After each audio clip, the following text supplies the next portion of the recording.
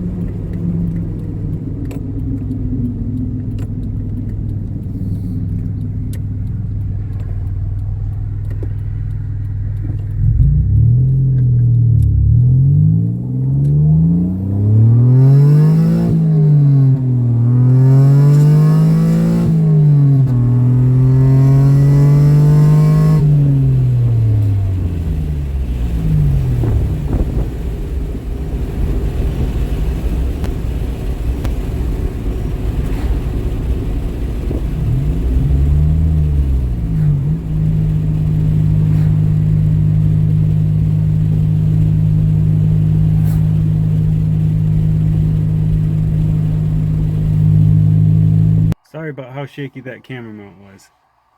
It looks like it needs a little adjustment, and I'm not going to redo it, so I hope you didn't get sick. Anyways, I've got about 40 miles on the car, and the engine is good, does not burn oil, seem to burn oil. Transmission shifts good, which was another thing I was worried about. I did a little bit of tuning with it. I used Auto Tune in Tuner Studio to dial in the AFRs. The Spark Advance, I just have a stock Accord map in there that I got off of, how did I do that? I downloaded the tune from Honda and took the values and put them in Speeduino, basically.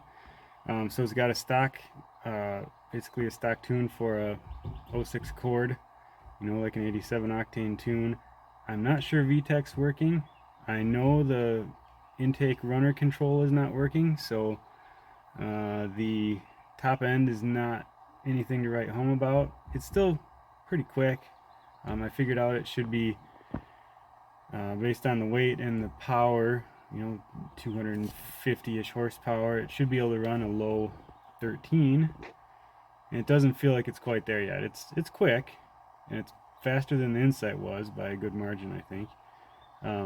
But there's still a little bit of tuning left to do, so I'm going to do that. So on my list of things to do, eliminate the intake runner control. I want to verify VTEC is working. I'm not exactly sure how I'm going to do that. As you heard from, maybe you were able to hear on the video, it's loud. I have a turbo muffler from Summit on there, along with a 3-inch bullet, but it's basically a 3-inch exhaust with a single, you know, with a turbo muffler on it, and it is a loud turbo muffler. It's one of the welded, you know, it's sort of like one of the louder Flowmaster type designs, and it's obnoxious. It sounds like I'm trying to qualify for Le Mans when I'm driving to the store, so I don't really like that. You can see my hair is getting a little gray in some spots, so I'm not as into that as I used to be. I'd like it to be a little more low-key as a car with a big old engine sticking out of the hood can be. So I have a Thrush Hush muffler that came today, so over the weekend I'm going to try to put that on. Speedometer doesn't work yet, so I've just been using the GPS speedometer on my phone, which has an odometer, so that's how I know how far I've driven it. When it's 90 plus degrees out, it gets a little warm when you're on the highway and you're giving it the beans a little. So I've seen coolant temps of 208, I think was the highest I saw, which is still okay, but much higher than that, and it's not going to be good. So I may need a better radiator. It's running the stock D series radiator right now with a eBay cooling fan, which is, you know, the combination of those two is probably not going to be the greatest. I'm thinking about putting a cooler thermostat in it because it runs around 190, 194 on a like 80-degree day today, even when you're running it kind of hard. So we'll see how that turns out. So there's a little bit left to do. I have been working on, I can show you.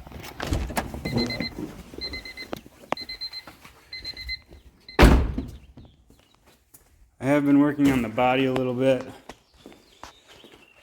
So my beautiful bumper cover has been getting some love finally. So what I did is I showed you how to melt this back together. So there's a big tear right here. I showed you how to melt this back together in another video. I was doing some testing, and in the last video you probably saw the bumper cover fall off if you watched it. And I ran over it a little bit, so kind of ground this part down a bit. And also I noticed that these, you know, where I melted it back together had cracked, so I can show you. Maybe I can even show you. Wouldn't that be something? a video where I show you something. I don't know if you can see it, but I took, here, this is better. I took little U's of wire and bent them and melted them in. You can see that pretty well, actually. So that just bridges the gap where I welded it back together with my soldering iron. And it seems pretty strong, so I'm going to try to run it like that. And I've been doing a little bit of body work. Got this flexible body filler that I've been using to smooth the spots that I put back together. Thinking about putting a coat on some of these dings and stuff. I don't know how nice I actually want this to be. I guess if I'm gonna go through the trouble of sanding it and priming it and painting it and stuff, I should probably try to make it nice. So that's that. Overall, I'm pretty happy with where I'm at right now. Things are going good with the car. The tires and wheels have not been balanced. It doesn't really vibrate any considerable amount, so I'm going to just leave that. I don't note any vibration from the from the axle that I welded together. That's holding good, so I don't know. I think it's, fix the body, do the things I'm talking about. Upcoming video will have repair of these rust holes in the body. I'll put the rear bumper back on. It also has quite a few, you can see this, quite a few small dents on it. Yeah, you can see that pretty well. That I'd like to go through and try to do some paintless dent repair on those. I tried it on the front fender. I made it better. So maybe that's all I can really hope for. I don't think I'm repainting the car anytime soon. So the goal is to get it put back together for a car show on June 30th. So I put back together, I mean the front bumper cover, the rear bumper cover. I probably won't have the rust fixed yet. So we'll kind of see how it all goes. I don't expect I'm going to win, but it's kind of unique, so I thought it'd be kind of fun to troll a car show with a bunch of old 57 Chevys and stuff with this heap that I've got. So until next time, what should I say? Keep your stick on the ice. There we go, the old red-green thing.